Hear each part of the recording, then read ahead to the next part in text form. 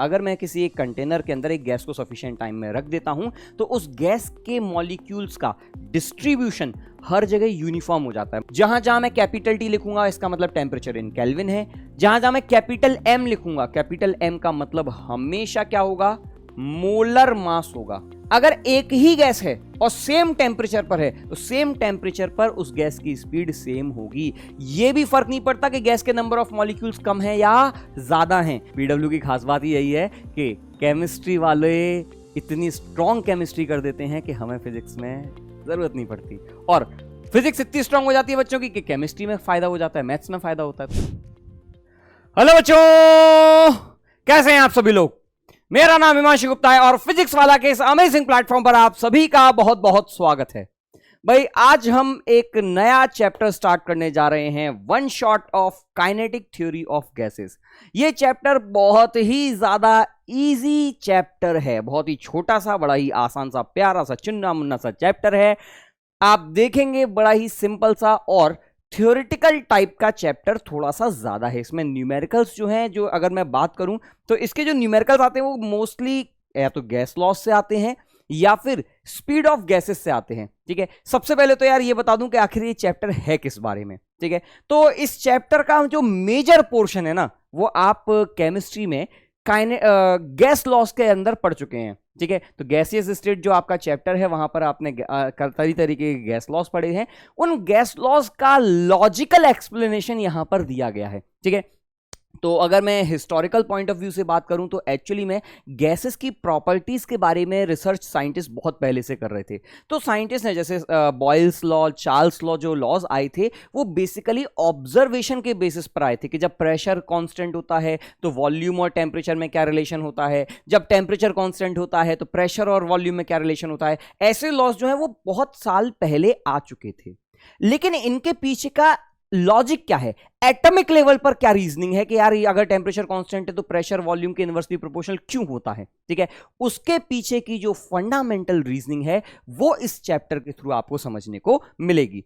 ठीक है, अगर एग्जामिनेशन पॉइंट ऑफ व्यू से बात कर दूं तो ये chapter kinetic theory of gases and thermodynamics मिल करके सवाल बनते हैं। ठीक है, तो अकेले इस चैप्टर से सवाल बहुत ही रेयरली हमको देखने को मिलेंगे, लेकिन इस चैप्टर को और थर्मोडायनेमिक्स को मिला करके बहुत सारे सवाल जेई मेंस में भी आते हैं, जेई एडवांस में भी आते हैं।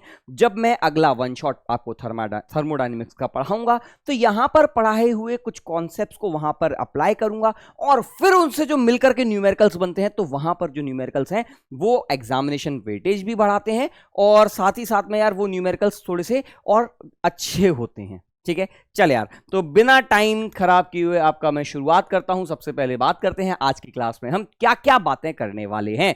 तो आज की क्लास में मैं आपको गैसेस के मॉलिक्यूल्स का या एटम्स का स्पीड डिस्ट्रीब्यूशन के बारे में बताऊंगा, किस तरीके से स्पीड डिस्ट्रीब्यूटेड होती है। ठीक है, उसके पीछे का रीजनिंग क्या है। फिर इसके बाद प्रेशर ऑफ गैस, कोई गैस कितना प्रेशर एक्सर्ट करती है, काइनेटिक थ्योरी ऑफ गैस, इसके बारे में बात करूंगा कि काइनेटिक एनर्जी कितनी होती है इसके गैस में। फिर गैस इक्वेशंस के बारे में बात करेंगे, जो गैस लॉज हैं उनके बारे में बात करेंगे। फिर इसके बाद रूट मीन स्क्वायर वेलोसिटी और मीन फ्री पाथ वगैरह के बारे में बात करेंगे। ठीक है, तो आज का जो चैप्टर है ये काफी हद तक सब्जेक्टिव होने वाला है, थ्योरेटिकल चैप्टर थोड़ा ज्यादा होने वाला है। इसमें न्यूमेरिकल पोर्शन जहां जहां है वहां पे मैं आपको बताऊंगा, साथ ही साथ में स्कूल के पर्सपेक्टिव से क्या क्या पार्ट्स इंपॉर्टेंट हैं वो भी मैं आपको यहां पर बताने वाला हूं कि यार इस चीज को स्कूल में आपसे पूछा जा सकता है। ठीक है, सबसे पहला और स्कूल के लिहाज से एक important part which is ideal gas assumptions. इस पूरे चैप्टर में हम गैसेस को आइडियल गैस मान करके ट्रीट करेंगे। आपने शायद केमिस्ट्री में पढ़ा होगा कि कोई भी गैसेस जो है वो आइडियल नहीं होती हैं, गैसेस एक दूसरे पर कुछ फोर्सेस भी लगाती हैं। ठीक है, गैसेस कुछ वॉल्यूम भी ऑक्यूपाई करती हैं, जिसकी वजह से आपने आइडियल गैस इक्वेशन यानी कि PV is equals to NRT को आपने कुछ मॉडिफाई भी किया था। ठीक है, पूरी फिजिक्स में हमारे सिलेबस में जो पार्ट है वो है आइडियल गैस इक्वेशंस। ठीक है, तो हमें आइडियल गैस के बारे में बात करनी है।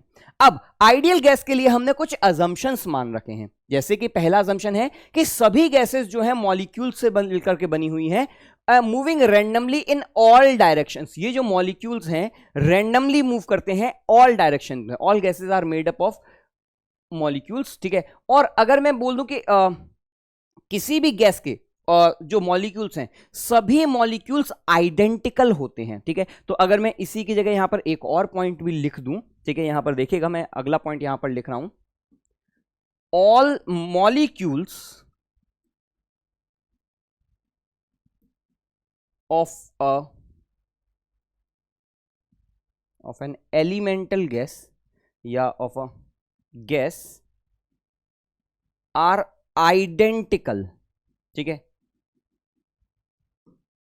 ये कैसे होते हैं आइडेंटिकल, मतलब क्या, मैं अगर ऑक्सीजन के मॉलिक्यूल्स की बात करूंगा तो ऑक्सीजन के सभी मॉलिक्यूल्स आइडेंटिकल होंगे, और मतलब गैस मतलब क्या, कोई मिक्सचर नहीं है, ठीक है।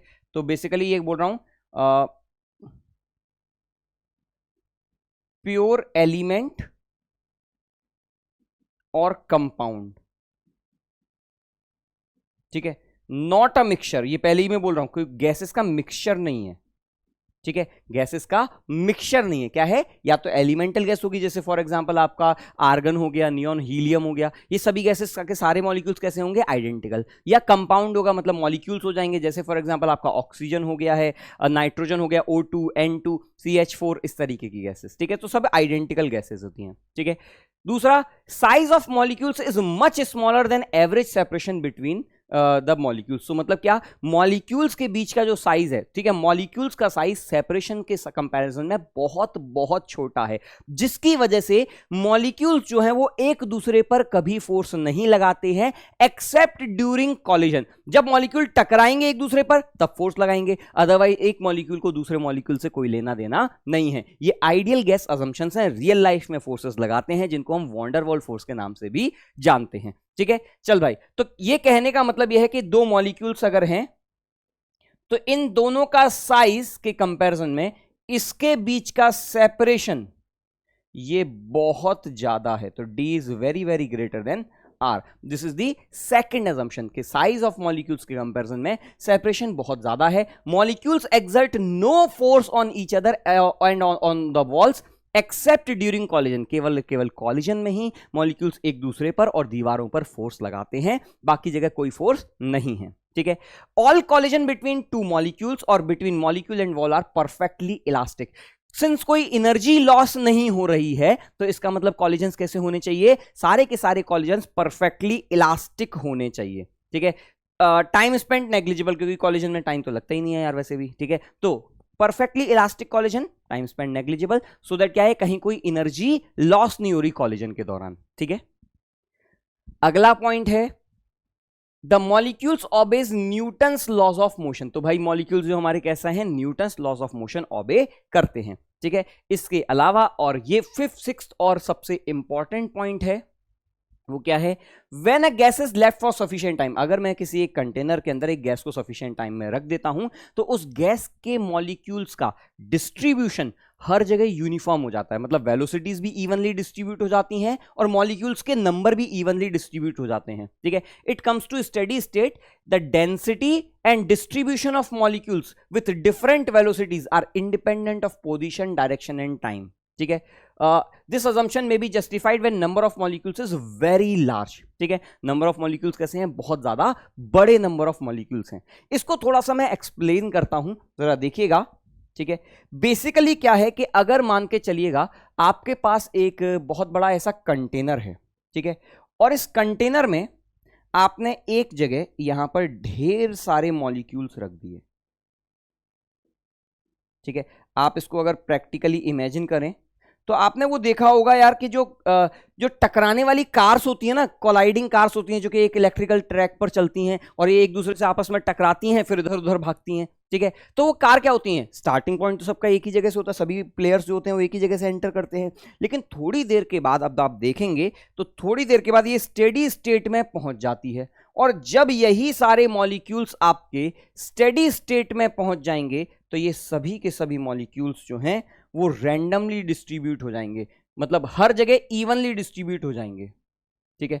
तो this is the initial condition, this is the steady state, ठीक है। अब जरा ध्यान दीजिएगा इसका क्या मतलब है।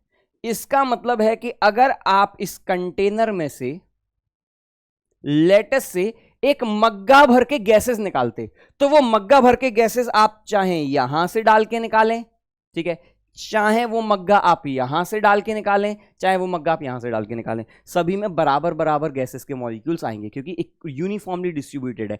कोई डायरेक्शन वायरेक्शन पे डिपेंड नहीं करता कि मतलब एक्स एक्सिस में ज्यादा है, वाई एक्सिस में ज्यादा है, कुछ नहीं, सब जगह यूनिफॉर्मली डिस्ट्रीब्यूटेड है। ऐसे ही इनकी वेलोसिटीज भी यूनिफॉर्मली डिस्ट्रीब्यूटेड होती हैं। मतलब ये नहीं कह रहा हूं सारी वेलोसिटीज बराबर है, लेकिन मैंने कहा अगर इस मग्गे में एक मॉलिक्यूल के पास राइट साइड में वेलोसिटी है 10 मीटर पर सेकंड, तो इस मग्गे में भी एक मॉलिक्यूल के पास राइट साइड में वेलोसिटी होगी 10 मीटर पर सेकंड। क्यों? नंबर ऑफ मॉलिक्यूल्स इतने ज्यादा हैं कि भैया हर जगह कोई ना कोई तो ऐसा मिल ही जाएगा ना जो सेम डायरेक्शन में सेम वेलोसिटी ले रहा होगा। ठीक है, तो ये थी आपका आखिरी अजम्पशन। क्या है? अगर मैं सफिशिएंट स्टेडी स्टेट आ जाती है डेंसिटी मतलब क्या? नंबर ऑफ मास पर यूनिट वॉल्यूम, तो मैं ये बोल सकता हूं कि नंबर ऑफ मॉलिक्यूल्स भी बराबर हैं। ठीक है, and distribution of molecule with different velocities. ठीक है, जो अलग अलग वेलोसिटीज से मॉलिक्यूल्स का डिस्ट्रीब्यूशन है वो इंडिपेंडेंट होता है पोजीशन, डायरेक्शन, टाइम वगैरह सबके। मतलब क्या? ये फर्क नहीं पड़ता कि आप कहां पर निकाल रहे हो, ये फर्क नहीं पड़ता 4 सेकंड बाद स्टेडी स्टेट आ गई तो 4 सेकंड बाद निकाल रहे हो, 400 सेकंड बाद निकाल रहे हो, सेम ही कंडीशन मिलेगी। ठीक है, और ये भी फर्क नहीं पड़ता है कि आप किस डायरेक्शन में जाके निकाल रहे हो। ठीक है, तो उम्मीद करता हूं आपको ये पॉइंट भी समझ में आ रहा होगा। तो ये कुछ आइडियल गैस के अजम्पशंस हैं। बेसिकली आपको बहुत ज्यादा इसमें दिमाग नहीं मारना है, लेकिन मैं बस ये अजम्पशंस आपको इसीलिए यहां पर लिखवाए हैं क्योंकि कभी कभी आपको स्कूल में ये अजम्पशंस पूछ लेता है, लिखने को बोल देता है कि एक या दो अजम्पशंस लिख दीजिए। तो हो सकता है आपको 2 नंबर, 3 नंबर या 1 नंबर में ऐसा सवाल पूछने को आ जाए। ठीक है, कि right any 2 any 3 identical ideal gas assumptions. ठीक है, तो आप वो चीज लिख सकते हैं, अदरवाइज हमारे वैसे किसी काम का नहीं है। अब मैं बात करने वाला हूं हमारे जो काम की बातें हैं, मतलब क्या, जेईई मेंस और एडवांस के पर्पस से जो इंपॉर्टेंट बात है वो। ठीक है, अगर किसी गैस के अंदर, मान के चलो किसी कंटेनर के अंदर एक गैस के मॉलिक्यूल्स हैं ढेर सारे, ठीक है, और इन मॉलिक्यूल्स को मैं अगर इनकी वेलोसिटीज, अगर मैं इनकी हर मॉलिक्यूल अलग अलग डायरेक्शन में भाग रहा होगा, कुछ मॉलिक्यूल तेज जा रहे होंगे, कुछ मॉलिक्यूल धीमे जा रहे होंगे।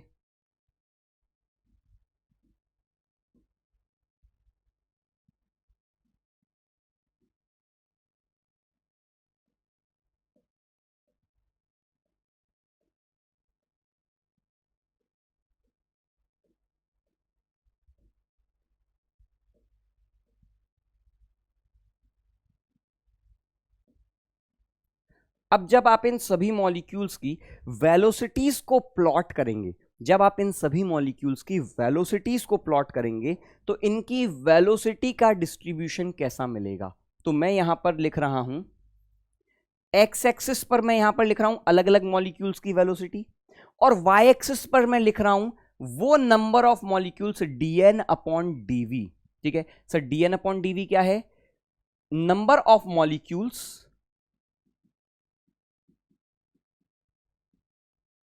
having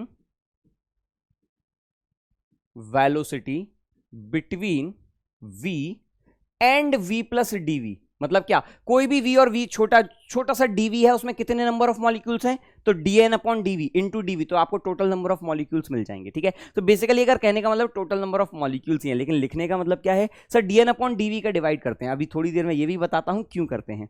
तो अगर इनकी आप वेलोसिटी का डिस्ट्रीब्यूशन देखेंगे तो कुछ इस तरीके का डिस्ट्रीब्यूशन आता है। मतलब क्या?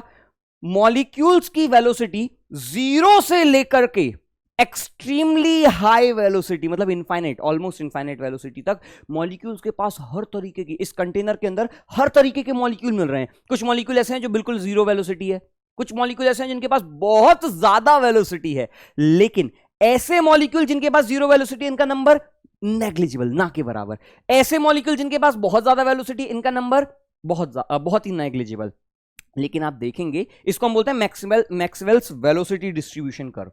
इसी को हम बोलते हैं मैक्सवेल्स वेलोसिटी डिस्ट्रीब्यूशन कर्व। ठीक है, या इन्वर्टेड बेल शेप, इसको हम कभी कभी नाम दिया जाता है इन्वर्टेड बेल या बेल शेप्ड। घंटी जैसा लगता है ना ये, ठीक है। अब लेकिन आप एक चीज नोटिस करेंगे, कुछ मॉलिक्यूल्स ऐसे हैं जिनके जो कुछ वेलोसिटीज ऐसी हैं जो ज्यादा मॉलिक्यूल्स के पास है, इस वेलोसिटी को हम बोलते हैं मोस्ट प्रोबेबल वेलोसिटी। ये स्टैटिस्टिक्स पर एनालिसिस उन्होंने किया था, हर गैसेस के मॉलिक्यूल्स का स्टैटिस्टिकल एनालिसिस किया था और उसके बेसिस पर उन्होंने इस तरीके का ये बताया था, ठीक है। हमारे सिलेबस में इसका डेरिवेशन नहीं है, ठीक है, तो इसके लिए आपको परेशान नहीं होना है। अब जरा देखिएगा, ये वो वेलोसिटी है जो सबसे ज्यादा नंबर ऑफ मॉलिक्यूल्स के पास है। अब सर आपने dn अपॉन dv क्यों लिखवाया, ठीक है, आप खाली dn भी तो लिख सकते थे, वो नंबर ऑफ मॉलिक्यूल जिनके पास वेलोसिटी v और v प्लस dv के बीच में है। उसका रीजन है, जब मैं इसका इंटीग्रेशन करूंगा, इस पूरे फंक्शन का इंटीग्रेशन करूंगा, तो इंटीग्रेशन में क्या मिलता है, एरिया। तो यह क्या हो जाएगा, y dx का इंटीग्रेशन, dx में क्या है dv। तो जब मैं dn अपॉन dv का इंटीग्रेशन dv के साथ करूंगा तो मुझे टोटल नंबर ऑफ मॉलिक्यूल्स ही मिल जाएंगे, ठीक है। इसीलिए हमने कहा कि छोटे छोटे मॉलिक्यूल्स को इसीलिए मैंने dn अपॉन dv से लिखा है, ठीक है। उसका रीजन मैथमेटिकल है और कोई रीजन नहीं है, लेकिन प्रैक्टिकल पर्पसेस से हम क्या समझेंगे, वो नंबर ऑफ मॉलिक्यूल्स जिनकी वेलोसिटी v और v प्लस dv के बीच में है। जैसे फॉर एग्जांपल अगर मैंने कहा यहां पर मॉलिक्यूल है तो इसकी वेलोसिटी v, यहां पर क्या हो जाएगी v प्लस dv। तो v और v प्लस dv के बीच में कितने नंबर ऑफ मॉलिक्यूल्स हैं, ये नंबर ऑफ मॉलिक्यूल्स हैं इनका इंटीग्रेशन, ठीक है। तो ये जो नंबर ऑफ मॉलिक्यूल्स आएंगे, क्लियर है। तो आप लिख सकते हो, मैं इसको इस तरीके से मैं लिखा भी देता हूं आपको, ठीक है, थोड़ा सा क्लियरली आपको दिखाता हूं। तो ये क्या हो जाएगा v, this is v plus dv। तो इसके अंदर क्या आ जाएगा आपके पास, dn upon dv into dv y dx, ठीक है। तो इसका जो एरिया होगा वो आपको क्या देगा, वो dn नंबर ऑफ मॉलिक्यूल्स देगा। dn नंबर ऑफ मॉलिक्यूल्स का मतलब क्या है, इसका मतलब है number of molecules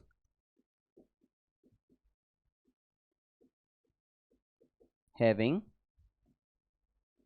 velocity between v and v plus dv। इसके v और v प्लस dv के बीच में जो नंबर ऑफ मॉलिक्यूल्स हैं उनको हम कहते हैं ये dn अपॉन dv इसका एरिया, ठीक है। तो टोटल एरिया ऐड करूंगा तो टोटल नंबर ऑफ मॉलिक्यूल्स मिल जाएंगे, ठीक है।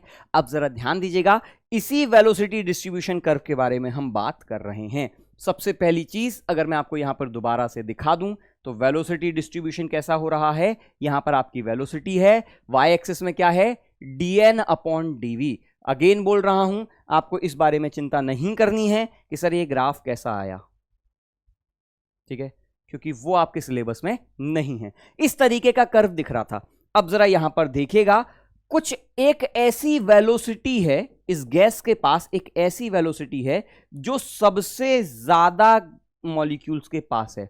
इसको हम बोलते हैं VMP, यानी कि most probable velocity, most probable velocity. ये वो वेलोसिटी है जो सबसे ज्यादा नंबर ऑफ मॉलिक्यूल्स के पास है, ठीक है। चल भाई, अब इसके बाद आती है आपकी, अगर मैं और एक, अब मैं इन सभी वेलोसिटीज का एवरेज लूं, ठीक है, तो एवरेज स्पीड आती है ये, ठीक है। तो this is the average speed. ध्यान दीजिएगा, मैं एवरेज वेलोसिटी नहीं बोल रहा हूं, मैं एवरेज स्पीड बोल रहा हूं, ठीक है। क्यों, एवरेज वेलोसिटी क्या हो जाएगी, खुद से सोच के बताना, average velocity will be zero. क्यों, जितने नंबर ऑफ मॉलिक्यूल्स राइट में जा रहे हैं उतने number of molecules he left में जा रहे होंगे, उतने ही नंबर ऑफ, क्योंकि हर जगह डायरेक्शन वाइज सिमेट्री है, ठीक है।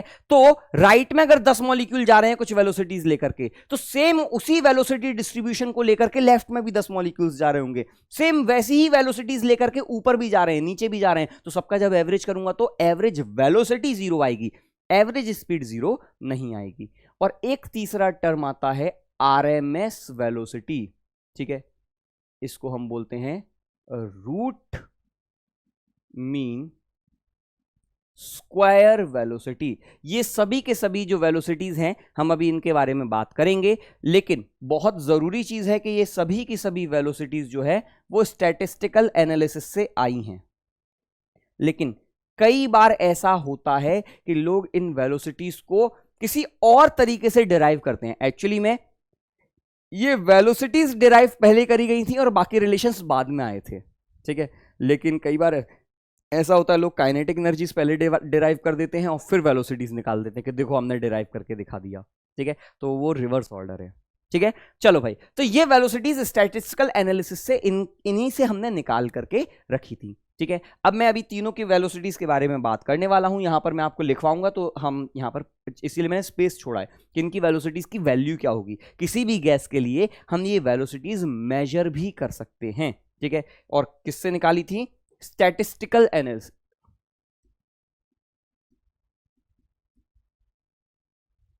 स्टैटिस्टिकल एनालिसिस, ठीक है। तो वहां से हमने ये वेलोसिटीज निकाली थी। अब मैं आपको सबसे पहले ये बताता हूं एवरेज, आरएमएस और मोस्ट प्रोबेबल स्पीड्स। अच्छा देखो, यहां पर मैं लिख जरूर रहा हूं रूट मीन स्क्वायर स्पीड या वेलोसिटी, आरएमएस वेलोसिटी, लेकिन ये एक्चुअली सब स्पीड है। ये भी स्पीड है, ये भी स्पीड। लो लिख देता हूं, मोस्ट प्रोबेबल स्पीड और ये भी आरएमएस स्पीड, ठीक है। लेकिन कई बार इंटरचेंजेबली स्पीड को वेलोसिटी भी बोल दिया जाता है। लेकिन अगर कोई बोल दे एवरेज वेलोसिटी, एवरेज वेलोसिटी का मतलब वही जो डायरेक्शन के साथ वाली है, ठीक है। तो सबसे पहले एवरेज वेलोसिटी ध्यान दीजिएगा। तो मैंने कहा एवरेज वेलोसिटी ऑफ गैस, किसी भी गैस की, मॉलिक्यूल्स की एवरेज वेलोसिटी क्या होगी? तो एवरेज वेलोसिटी क्या होती है? तो एवरेज वेलोसिटी का मतलब होता है v1 vector plus v2 vector. हर गैस के मॉलिक्यूल की वेलोसिटी आप लिखेंगे ऐसे, लेटस से total n number of molecules हैं divided by total number of molecules, ठीक है। अब जरा देखिएगा, ये सबको जोड़ूंगा तो क्या मिलने वाला है? सबको जोड़ने पर आपको 0 मीटर पर सेकंड वेलोसिटी मिलने वाली है। तो सबसे पहली चीज हम क्या निकाल रहे हैं? Average velocity. तो एवरेज वेलोसिटी क्या आती है? ये आती है। दूसरा टर्म अब मैं क्या निकालने जा रहा हूं? Average speed.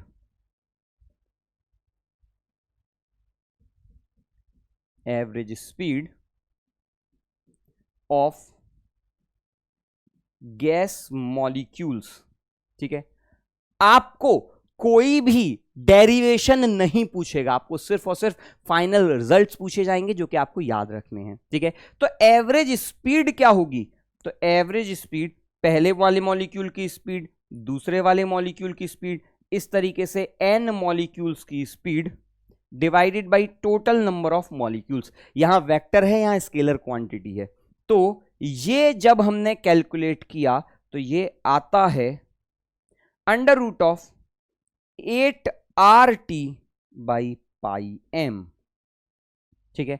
Under root of 8RT by pi M, where R क्या है? Universal gas constant. क्या होता है? 8.314 जूल पर मोल पर केल्विन, ठीक है। और T है आपका absolute temperature in kelvin.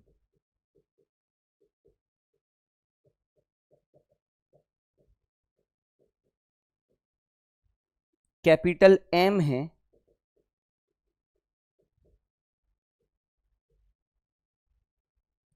Molar mass of gas, ठीक है। तो रिजल्ट क्या आया? Under root 8RT by pi M, ठीक है। मैं यहां पर इसको फिल कर देता हूं।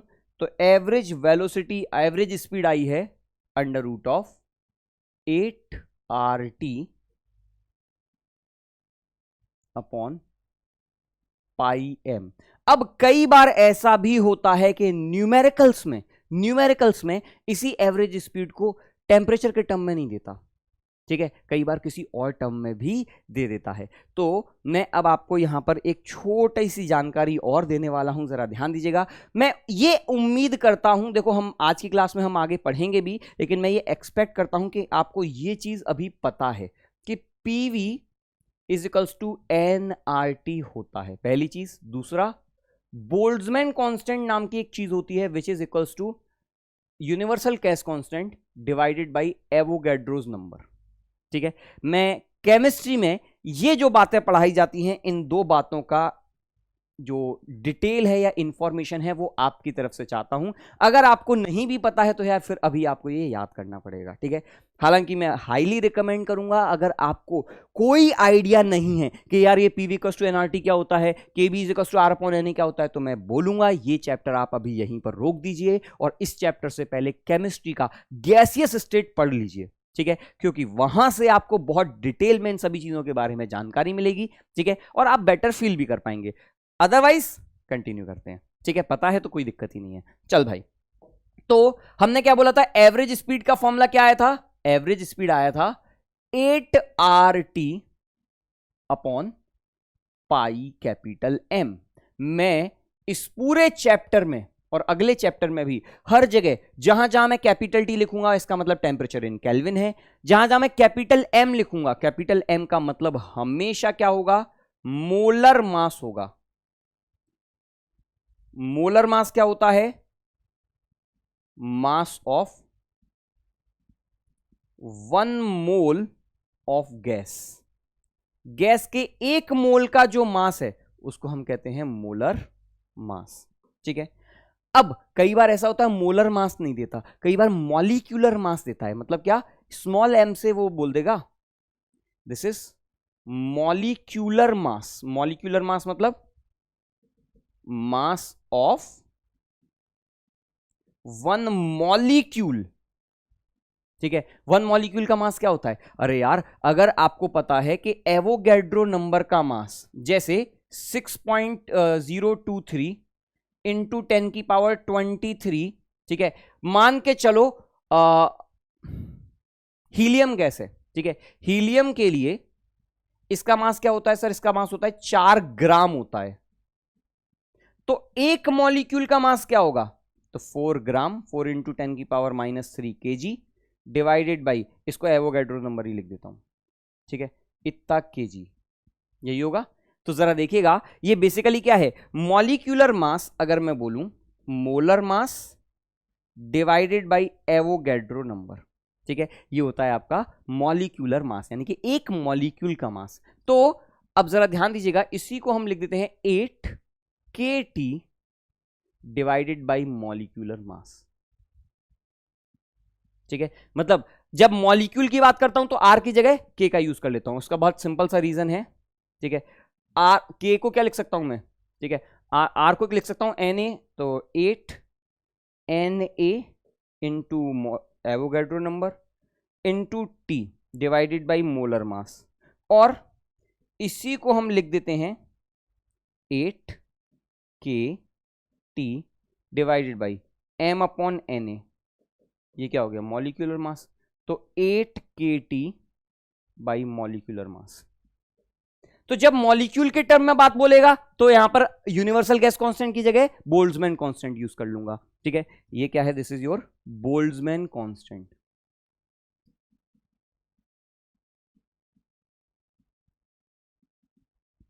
ठीक है, ये है आपका बोल्ट्जमैन कांस्टेंट। चल भाई, तीसरा टर्म कई बार टेम्परेचर नहीं देता। ठीक है, कई बार प्रेशर और वॉल्यूम दे देता है। तो इसी को हम लिखते हैं अंडर रूट ऑफ 8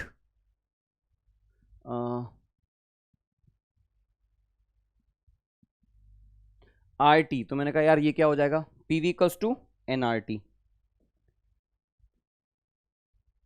तो RT किसके बराबर हो जाएगा? PV divided by number of molecules. ठीक है, और यहां पर आपका क्या था नीचे? मोलर मास था। ठीक है, तो RT अपॉन NM। तो ये क्या हो गया? ये आपका टोटल मास बन गया। तो ये total mass P into V divided by total mass, और मास अपॉन वॉल्यूम क्या होता है, P by density.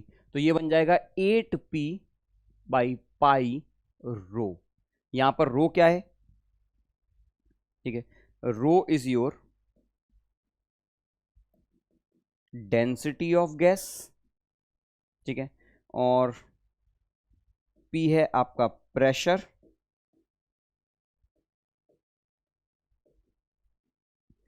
T is absolute temperature, ठीक है। तो एक डेरिवेशन तो मैंने आपको बता दिया ये कहां से आया है।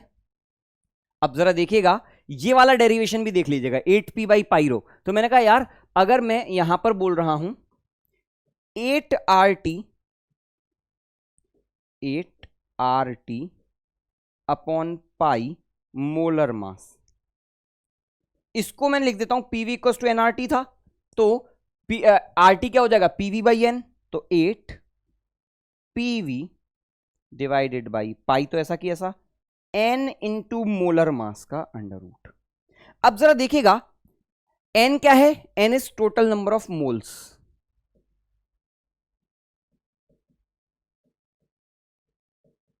ठीक है। एक मोल का मास एवोगैड्रो नंबर, एक मोल का मास, ठीक है। तो एक मोल का मास कैपिटल एम, तो एन मोल का मास क्या हो जाएगा, ये तो टोटल मास ही हो गया, ठीक है। तो ये आ जाएगा 8 PV divided by pi into mass, ठीक है। अरे यार number of moles into molar मास, एक मोल का मास कैपिटल एन, तो एन मोल्स का मास एन इंटू कैपिटल एन, तो ये तो टोटल मास हो गया ना, ठीक है। तो ये क्या आ जाएगा, इसी को लिख देता हूं 8P, और मास अपॉन वॉल्यूम क्या होता है, मास अपॉन वॉल्यूम होता है आपका डेंसिटी, तो पाई रो। तो अब हमेशा याद रखिएगा ये जो फॉर्मूला है बेसिकली अब जो भी डिपेंडिंग आपको सर्कमस्टांस दिए होंगे हम उसके बेसिस पर निकाल लेंगे, ठीक है। अगर आपको टेम्परेचर देगा तो 8RT बाई पाई एम निकाल लूंगा, मॉलिक्यूल का मास देगा तो ये कर दूंगा, अगर आपको प्रेशर देगा तो और डेंसिटी देगा तो इससे निकालूंगा, ठीक है। तो ये है आपका एवरेज स्पीड का फॉर्मूला, ठीक है, एवरेज स्पीड का फॉर्मूला। इस सवाल में, इस फॉर्मूले में एक नोटिस करने वाली बात, एक गैस के मॉलिक्यूल्स की एवरेज स्पीड सिर्फ टेम्परेचर पर डिपेंड करती है। गैस का मास तो आप चेंज कर नहीं सकते, हीलियम का मास हमेशा एक मोल का 4 ग्राम ही रहेगा, वो तो आप चेंज कर नहीं सकते हो, ठीक है, वो तो मटेरियल की प्रॉपर्टी है। लेकिन टेम्परेचर अगर आपने चेंज नहीं किया तो प्रेशर चेंज करते रहो, वॉल्यूम चेंज करते रहो, कुछ भी चेंज करते रहो, स्पीड चेंज नहीं होगी, ठीक है। तो इसका मतलब है V या average speed is directly proportional to root T, पहली चीज ये। और दूसरी बात, at same temperature a gas will have constant average speed, ठीक है, एवरेज स्पीड चेंज नहीं होगी, क्लियर है। तो अब हमने ये बात कर लिया यार कि ये कितनी आ गई, तो एवरेज स्पीड आ गई है। और देखिएगा एवरेज स्पीड आपकी मोस्ट प्रोबेबल से ज्यादा है, सबसे ज्यादा होती है आपकी आरएमएस स्पीड, ठीक है। तो अभी हमने एवरेज स्पीड निकाल ली 8RT बाई पाई एम। मैं यहां पर वो फॉर्मूला लिख रहा हूं जिसकी आपको यूटिलिटी सबसे ज्यादा आने वाली है, ठीक है। अब इसके अलावा जो फॉर्मूला है हमने भाई ये दो देख लिए, ठीक है। तीसरी चीज करते हैं बात, तीसरी बात होती है आरएमएस स्पीड की, ये बहुत इंपॉर्टेंट चीज है, आरएमएस स्पीड या फिर आरएमएस वेलोसिटी। क्या होती है आरएमएस वेलोसिटी और इसका इंपॉर्टेंस क्या है, ठीक है। एवरेज स्पीड अच्छी है, ठीक है, लेकिन एवरेज स्पीड में कमी है। अगर मुझे किसी गैस की काइनेटिक एनर्जी निकालनी है तो half M V1 square plus half M V2 square करना पड़ेगा। वहां पर एवरेज स्पीड में अगर देखिएगा एवरेज स्पीड क्या आई थी, एवरेज स्पीड आई थी V1 plus V2 plus something का अपॉन n, ठीक है।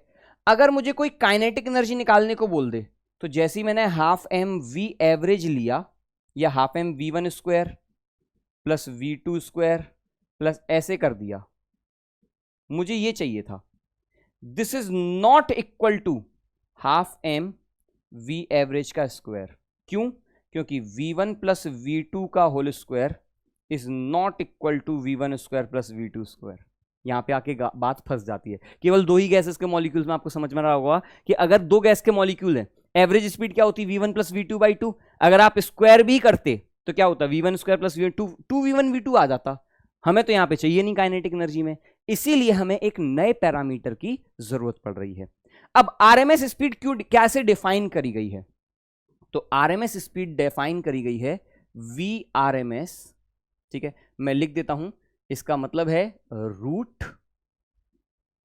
Mean square speed.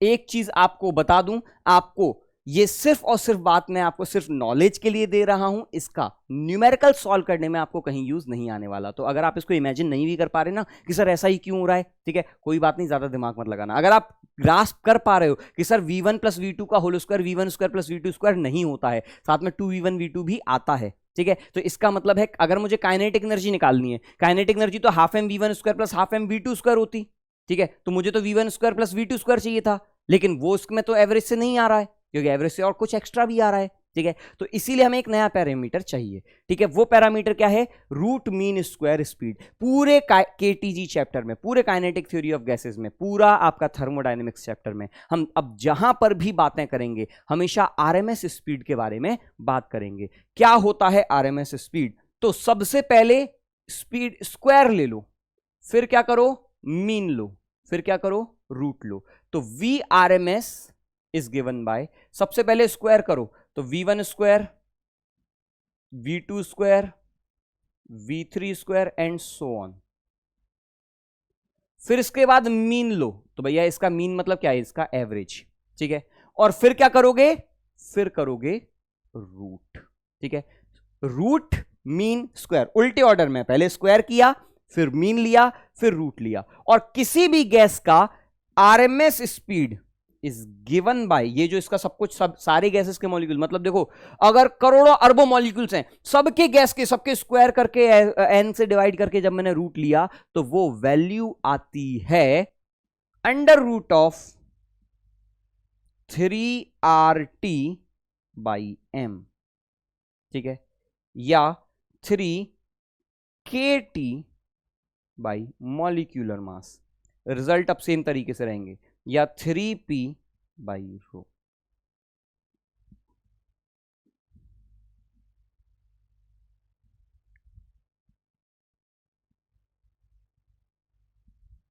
ठीक है, सेम वही चीज जो अभी मैंने वहां पर क्या था, एवरेज स्पीड क्या थी? 8RT बाई पाई एम, यहां पर बस है 3RT by M.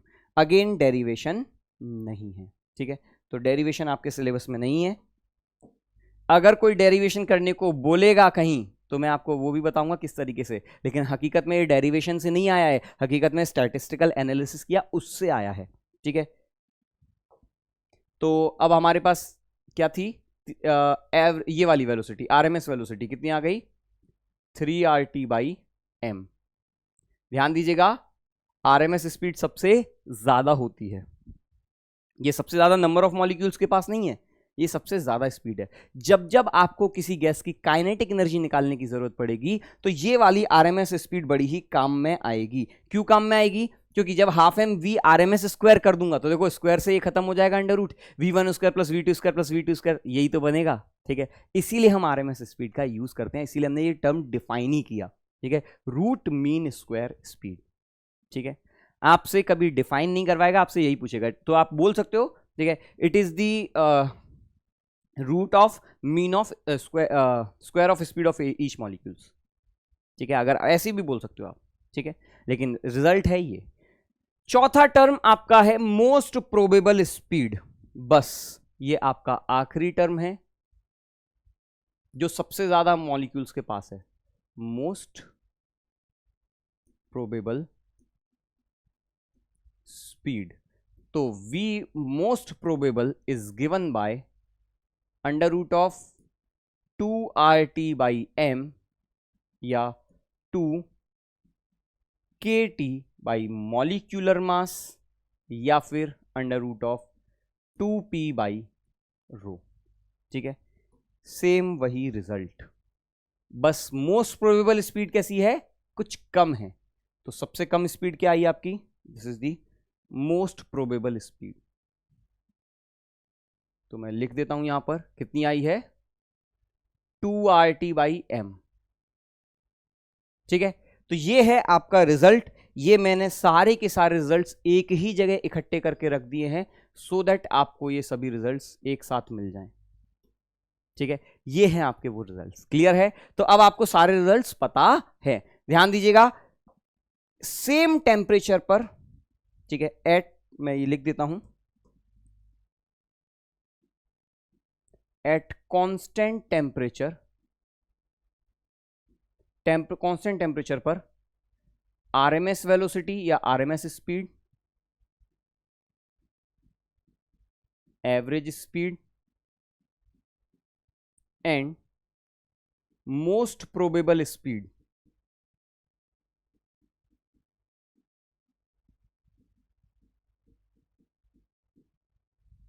Remains constant,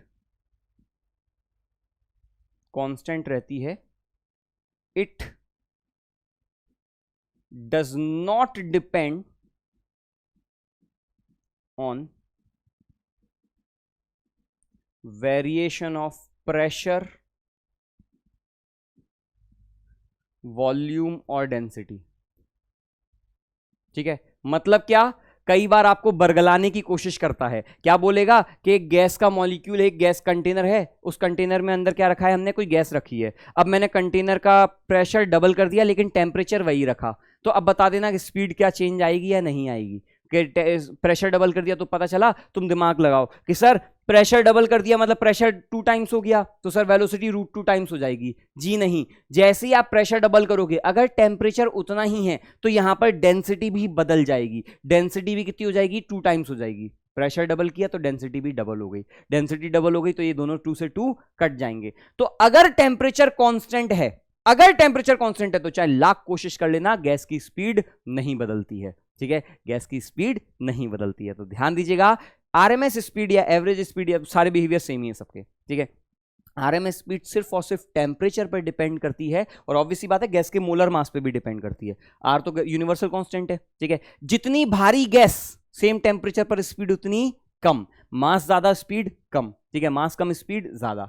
लेकिन अगर एक ही गैस है और सेम टेम्परेचर पर है तो सेम टेम्परेचर पर उस गैस की स्पीड सेम होगी। यह भी फर्क नहीं पड़ता कि गैस के नंबर ऑफ मॉलिक्यूल्स कम है या ज्यादा हैं। मतलब क्या, अगर मैं आपको बोल दूं, ठीक है, पहली चीज, अगर मैं आपको बोल दूं कि एक मेरे पास बड़ा कंटेनर है, एक मेरे पास छोटा कंटेनर है। ठीक है, ये भी 300 केल्विन पर है, ये भी 300 केल्विन पर है।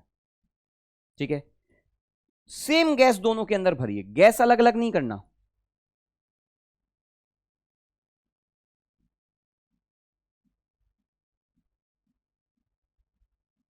ठीक है, तो एवरेज स्पीड, अगर मैं इसको कंटेनर ए बोल दूं, इसको कंटेनर बी बोल दूं, तो आरएमएस स्पीड अगर बोलूं, RMS of A is equal to V RMS of B. इससे कोई फर्क नहीं पड़ता है कि सर ये तो कंटेनर बड़ा है, ये कंटेनर छोटा है। मैंने कहा कोई फर्क नहीं पड़ता। ठीक है, कोई ये बोल दे कि नहीं सर इसके अंदर प्रेशर 4 गुना है, इसके अंदर प्रेशर कुछ और है, मैंने कहा उससे भी फर्क नहीं पड़ता। कैसा भी कर लूं, सिर्फ और सिर्फ टेम्परेचर पर डिपेंड करता है। अगर टेम्परेचर सेम, गैस सेम, ठीक है, तो ये सेम। हाँ, गैस बदल दूं कि भाई एक के अंदर ऑक्सीजन है, एक के अंदर नाइट्रोजन रख दिया, ऑब्वियस सी बात है बदलेगा, हम न्यूमेरिकल्स भी सॉल्व करेंगे उसके। ठीक है, चल भाई, तो ये थी यहां तक की बात। अब इसके अगली बात, इस प्रेशर एक्सर्टेड बाय गैस। एक गैस कंटेनर की दीवारों पर कितना प्रेशर एक्सर्ट कर रहा है, इसको डिराइव करना है। ठीक है, तो basically kinetic theory of gases क्या है? काइनेटिक थ्योरी ऑफ गैसेस में हम गैसेस के जो मैक्रोस्कोपिक बिहेवियर्स हैं, मतलब क्या, जो बिहेवियर्स, आप गैस का प्रेशर हो गया, वॉल्यूम हो गया, गैस का टेम्परेचर हो गया, उनको हम माइक्रोस्कोपिक प्रॉपर्टीज की हेल्प से समझने की कोशिश करते हैं। ठीक है, मतलब क्या, वेलोसिटी, अगर मैंने कहा मॉलिक्यूल्स गैस के दीवार, कंटेनर की दीवार से टकरा रहे होंगे तो वो क्या करेंगे, कुछ प्रेशर एक्सर्ट करेंगे। जब वो प्रेशर एक्सर्ट करेंगे तो कितना प्रेशर एक्सर्ट करेंगे, तो बेसिकली मैं उसकी हेल्प से मैं चाहता हूं कि सभी मॉलिक्यूल्स की प्रेशर की हेल्प से मैं इसको स्टडी करूं। ठीक है, अब जरा देखिएगा क्या हम लॉजिक यहां पर फॉलो करते हैं। तो गैस के मॉलिक्यूल्स जो हैं ये रैंडमली इधर जाएगा, इधर टकराएगा और फिर वापस आ जाएगा। कॉलिजन कैसा है? कॉलिजन परफेक्टली इलास्टिक है। अगर मैंने कहा कि इस सरफेस का एरिया कैपिटल ए है, और ये लेंथ है l। ठीक है, एक मॉलिक्यूल का मास है m और ये कुछ vx स्पीड से जा रहा है। अच्छा, जब कॉलिजन होगा तो vy vz उनमें तो कोई फर्क पड़ेगा ही नहीं, सिर्फ इस पर फर्क पड़ेगा, तो यहां पर कुछ मोमेंटम ट्रांसफर होगा। ठीक है, तो हमें पता है कि फोर्स क्या होता है, फोर्स होता है change in momentum divided by time. मैंने कहा ठीक है, तो यही आपका क्या होता है, एवरेज फोर्स। अब जरा देखिएगा, एक मॉलिक्यूल की वजह से कितना मोमेंटम चेंज हुआ। सर mvx इधर जा रहा था, अब टकराने के बाद ये कितने से जाने लगा, सर इधर जाने लगा vx से, तो 2mvx का मोमेंटम में चेंज हुआ। ठीक है, अब टाइम निकालना है, कितने टाइम बाद ये दोबारा टकराया। मैंने कहा एवरेज फोर्स निकालना है। देखो, जब ये टकराया मोमेंटम में चेंज आया, अब इसके बाद ये दोबारा कब टकराएगा, तो मैंने कहा सर जब ये यहां से जाएगा, फिर यहां पर आएगा, यहां टकराएगा और फिर यहां पर आएगा वापस। ठीक है, तो सर फिर टकराएगा, तो मैंने कहा टोटल टाइम कितना लगा, दो कॉलिजन में, दो सक्सेसिव कॉलिजन में, तो 2l अपॉन vx टाइम लगा, तो divided by 2l upon vx, तो ये आ गया 2m vx का स्क्वायर डिवाइडेड बाई 2l, यानी कि mvx square by l। This is the force due to one molecule. ठीक है, अब ऐसे एक मॉलिक्यूल तो है नहीं, ऐसे इसके अंदर कितने हैं, capital N number of molecules हैं।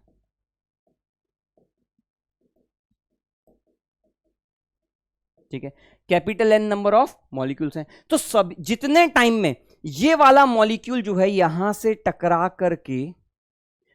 करके इधर गया और ये वापस आ गया, स्वीप कर गया, तो उतने टाइम में सब सारे के सारे मॉलिक्यूल्स इससे टकरा जाएंगे। ठीक है, तो एक मॉलिक्यूल अगर इतना फोर्स लगा रहा है तो total force by all molecules वो कितना हो जाएगा, तो इसका n टाइम्स हो जाएगा,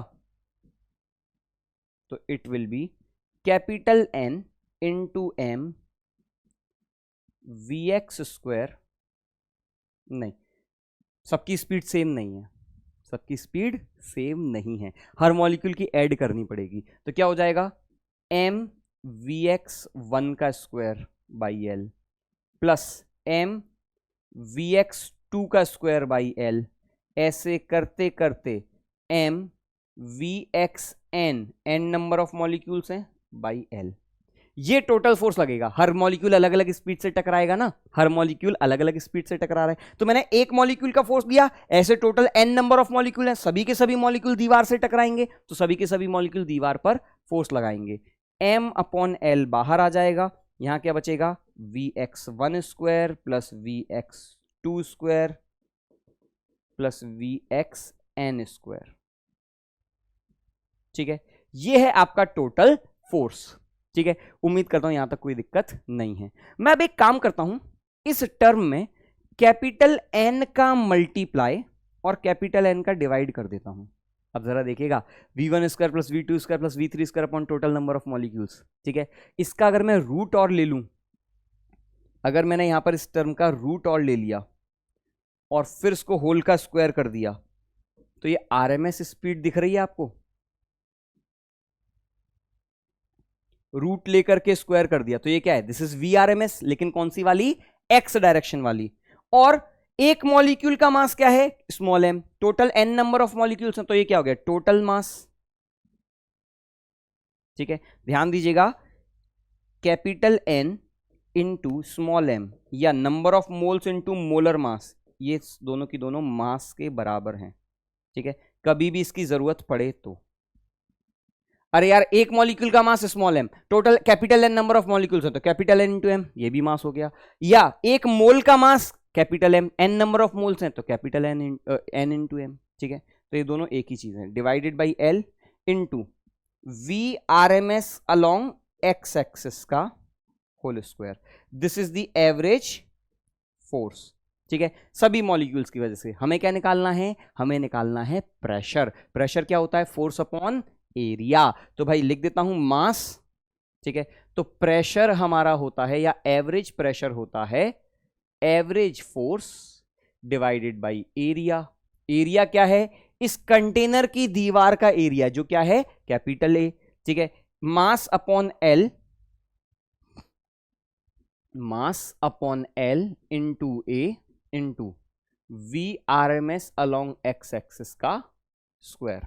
ठीक है, अब जरा देखिएगा ये एल इंटू ए क्या है सर? एल इंटू ए तो टोटल वॉल्यूम है। ठीक है, तो ये क्या हो गया है? Mass upon volume into V R M S कहां के अलॉन्ग? एक्स एक्सिस का स्क्वायर।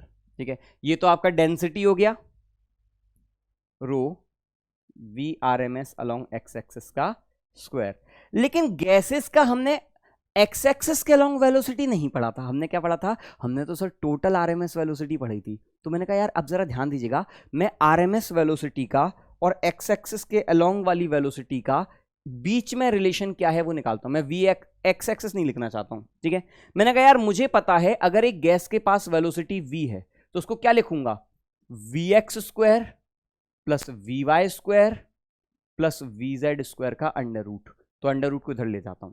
ठीक है, तो गैस की स्पीड को क्या लिख सकता हूं? एक मॉलिक्यूल की स्पीड क्या है सर? ये है। अगर मैं ऐसे सभी मॉलिक्यूल्स की स्पीड ऐड करूं तो v1 square plus v2 square plus इस तरीके की divided by total number of molecule. यहां पर भी सबकी मॉलिक्यूल ऐड करूंगा, vx square plus vx2 square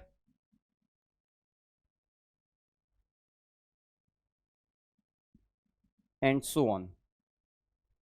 vy1 का पहली मॉलिक्यूल की y की स्पीड, दूसरे मॉलिक्यूल की y की स्पीड,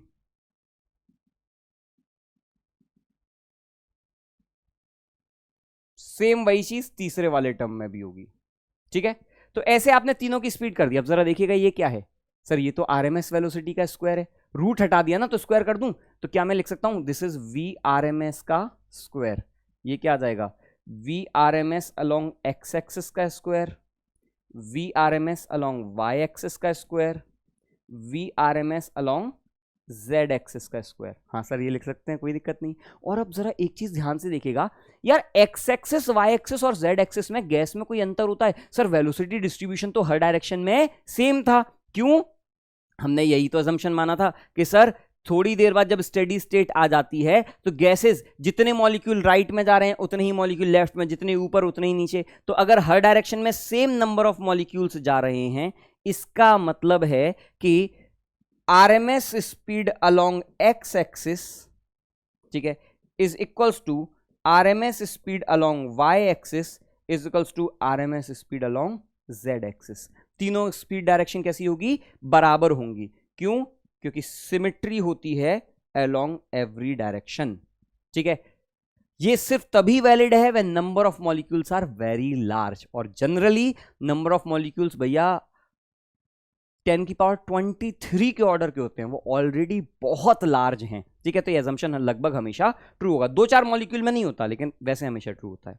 ठीक है, अब इसकी वैल्यू छाप देता हूं, तो इसको लिख देता हूं वी आर एम एस का square 3 times V R M S along x axis का स्क्वायर। तो V R M S along x axis क्या आ जाएगा? 1/3 times V R M S का स्क्वायर। बस ये वैल्यू यहां पर छाप दीजिएगा। क्या हो जाएगा V R M S X का? तो 1/3 rho V R M S का square. This is the pressure या average pressure due to a gas. और ये वो रिजल्ट है जो आपको याद रखना है। ठीक है, 1/3 rho V R M S का square, 1/3 rho V R M S का स्क्वायर। ठीक है, तो जरा देखिएगा जैसे जैसे आप आरएमएस स्पीड बढ़ाते जाएंगे, ठीक है, अगर डेंसिटी कांस्टेंट है तो प्रेशर भी बढ़ता जाएगा। ठीक है, तो 1/3 rho V R M S square is the pressure. मतलब देखो गैस के मॉलिक्यूल के स्पीड के टर्म में आपने प्रेशर निकाल लिया। हम यही बात कर रहे थे कि माइक्रोस्कोपिक चीजों की हेल्प से हम मैक्रोस्कोपिक प्रॉपर्टीज को जस्टिफाई कर रहे हैं। ठीक है, चलिए नोट कर लिया ये। तो बस ये कहानी थी। अब मैं इसी कहानी को थोड़ा सा आपके साथ में सुंदर तरीके से एक्सप्लेन करता हूं, लिखता हूं। ठीक है, मैं फिर से बोल रहा हूं, इस पूरे चैप्टर में लॉजिक लगाने जाओगे तो परेशान रहोगे, क्योंकि ज्यादातर चीजें जो सवाल सॉल्व होंगे वो सवाल सीधा सीधा आपके फॉर्मूले से सॉल्व होंगे। तो देख यार, जहां लॉजिक लगाना था अब तक के चैप्टर्स में पूरा लॉजिक लगवाया, ठीक है। इस चैप्टर में फॉर्मूले से न्यूमेरिकल्स बनते हैं, फॉर्मूले से न्यूमेरिकल्स सॉल्व होते हैं, ठीक है, क्योंकि आपको फॉर्मूलेस की ही हेल्प लेगा। तो दिमाग नहीं लगाना, जो जो चीजें बता रहा हूं, जो जो चीजें स्टारलाइट करवा रहा हूं, वो बस ध्यान रख लेना, तेरे जेई में हर सवाल बन जाएगा, ठीक है। चल, तो मैंने कहा प्रेशर क्या है, 1/3 rho V R M S का स्क्वायर। अब कई बार इसी को हम ये भी बोल देते हैं 1/3 into mass upon volume into V R M S का square, this is the pressure, ठीक है। और इसी को हम लिख देते हैं P into V 1/3 mass, mass को हम क्या लिख देते हैं, कैपिटल एन या small N into molar mass into V R M S का स्क्वायर, या इसी को हम लिख देते हैं 1/3 total number of molecules into एक मॉलिक्यूल का mass into V R M S का स्क्वायर। इससे कोई फर्क नहीं पड़ता आप क्या लिख रहे हैं, ठीक है, इससे कोई फर्क नहीं पड़ता।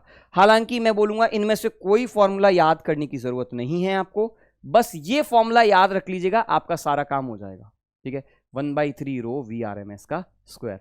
अब इसी से एक बहुत ही सुंदर फॉर्मूला आपके सामने डिराइव करता हूं, देखिएगा।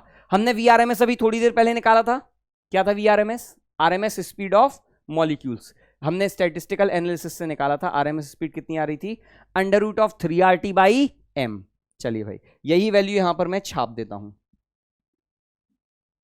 ठीक है। तो pressure of gas 1/3 rho, rho आपका क्या हो गया, mass upon volume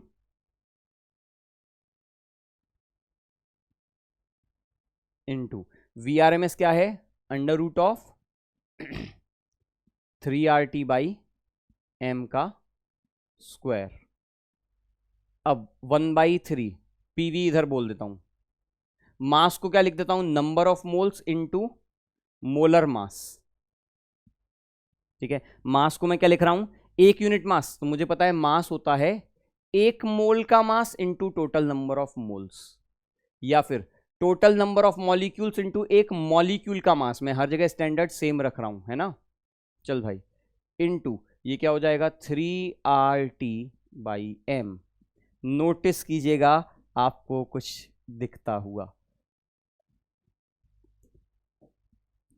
PV is equals to nRT, ठीक है।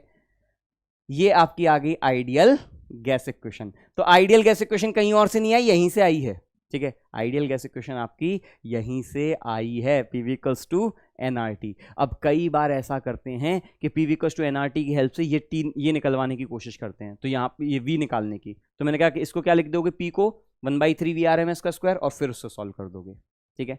तो आपका फिर वेलोसिटी जो मैं बोल रहा था ना, आया कहीं और से, लेकिन अगर कहीं बोल दे कि VRMS डिराइव करना है तो लिख देना PV equals to nRT, P की वैल्यू छाप देना 1/3 रो RMS VRMS का स्क्वायर, फिर VRMS निकाल देना, सेम 3RT/m आ जाएगा, ठीक है। चल भाई, kinetic energy of a gas, किसी भी गैस की काइनेटिक एनर्जी कितनी होती है। अब मैंने कहा यार मुझे ये पता चल गया गैस का प्रेशर कितना होता है, ठीक है। और अगेन यहां पर देखिएगा, प्रेशर के बेसिस पर देखो, अगर स्पीड बढ़ेगी तो प्रेशर बढ़ेगा, अगर टेम्परेचर कांस्टेंट है तो वीआरएमएस कांस्टेंट हो जाएगा, VRMS constant, density constant, pressure भी कांस्टेंट। अगर आप डेंसिटी बढ़ाते हो तो प्रेशर बढ़ेगा, ठीक है। और देखो डेंसिटी डबल प्रेशर डबल, ठीक है। और यहां पर देखो यही बोला था कि अगर टेम्परेचर कांस्टेंट है तो वीआरएमएस पर फर्क नहीं पड़ेगा। आपने अगर डेंसिटी डबल कर दी, ठीक है, तो प्रेशर अपने आप डबल हो जाएगा, कहां गया, प्रेशर डबल हो गया तो वीआरएमएस सेम रहा, टेम्परेचर सेम होने पर वीआरएमएस सेम रहता है, ठीक है। बात करते हैं काइनेटिक एनर्जी की, तो मैंने कहा किसी भी गैस के पास काइनेटिक एनर्जी निकालनी है, तो kinetic energy of one molecule क्या होगी, एक मॉलिक्यूल की काइनेटिक एनर्जी हाफ mv², ठीक है। तो टोटल काइनेटिक एनर्जी कितनी होगी, सबकी काइनेटिक एनर्जी ऐड कर दो, हाफ mv1² v2² सभी मॉलिक्यूल्स की काइनेटिक एनर्जी ऐड कर दी, हाफ m, इसको मैं क्या लिख सकता हूं, n से डिवाइड करूं, n से मल्टीप्लाई करूं, तो v1 square plus v2 square plus vn का स्क्वायर डिवाइडेड बाई n, एक बार अंडर रूट लूं और स्क्वायर कर दूं। ठीक है, चल भाई अब ये क्या दिख गया, half m into N, this is total mass into V R M S का स्क्वायर। ठीक है, ये m इंटू एन ही रहने देता हूं ना, half m into N into V R M S का स्क्वायर। ठीक है, वी आर एम एस कितना होता है, अच्छा इसको मैं टोटल मास को लिख देता हूं half into number of moles into molar मास, कोई फर्क तो नहीं पड़ेगा। ठीक है, यहां एक मॉलिक्यूल का mass into total number of molecules, अब मैंने कहा यहां पे एक मोल का mass into total number of moles, into ये लिख देता हूं मैं 3RT by M, under root से स्क्वायर खत्म हो गया, m से m खत्म हो गया, क्या आ गया 3/2 nRT। ठीक है, this is the total kinetic energy of n molecules, n moles. ठीक है, 3/2 nRT। ठीक है, तो इतनी काइनेटिक एनर्जी होती है। अगले चैप्टर में जब आपको मैं इसके बारे में और चीजें बताऊंगा तो आप देखेंगे ये आपको अपने आप समझ में आ जाएगा। टोटल काइनेटिक एनर्जी निकालना बड़ा ही आसान सी चीज है, मुश्किल नहीं है यार। ठीक है, तो 3/2 nRT। चल भाई अब बातें कर लेते हैं गैस लॉस की। गैस लॉस क्या है बेसिकली, अगर मैं किसी एक कंटेनर के अंदर, ठीक है, अगर मैं किसी एक कंटेनर के अंदर एक पिस्टन लगा देता हूं, ठीक है, और यहां से मैं इस गैस को गर्म करता हूं, मतलब कुछ हीट सप्लाई करता हूं। ठीक है, तो गैस के अंदर का जो मॉलिक्यूल होंगे, इसके गैस के अंदर जितने भी मॉलिक्यूल्स होंगे उनके पास कुछ एनर्जी वगैरह आएगी, इनकी प्रेशर वगैरह चेंज होगा। ठीक है, तो अब हम यहां पर इस गैस के प्रेशर, वॉल्यूम और टेम्परेचर के बीच में आपस में रिलेशन निकालेंगे। ये रिलेशन साइंटिस्ट ने कई 100 साल पहले ऑब्जर्वेशन के बेसिस पर निकाले थे कि नहीं देखो, जब प्रेशर कांस्टेंट है तो जैसे जैसे टेम्परेचर बढ़ेगा गैस के अगर वॉल्यूम कांस्टेंट है, सॉरी, अगर वॉल्यूम कांस्टेंट है तो टेम्परेचर बढ़ेगा तो गैस के मॉलिक्यूल ज्यादा जल्दी जल्दी टकराएंगे तो प्रेशर भी बढ़ेगा। अगर टेम्परेचर कांस्टेंट है तो वॉल्यूम बढ़ा दूंगा तो गैस के मॉलिक्यूल धीमे हो जाएंगे तो प्रेशर कम हो जाएगा। ठीक है, इस तरीके से उन्होंने एक्सप्रेस किया था। ठीक है, उन्होंने एक्सपेरिमेंटली देखा था, हम इसको लॉजिकली समझेंगे। ठीक है, सबसे पहला लॉ बॉयल्स लॉ क्या है, दिए हुए टेम्परेचर पर, at given temperature, pressure is inversely proportional to volume. ठीक है, तो मैंने कहा यार P is inversely proportional to volume, ये आपको साबित करना है। ठीक है, मैंने कहा कैसे साबित करूंगा, मुझे पता है कि प्रेशर क्या होता है 1/3 रो VRMS का स्क्वायर। ठीक है, अगर टेम्परेचर कांस्टेंट है, एट कांस्टेंट टेम्परेचर,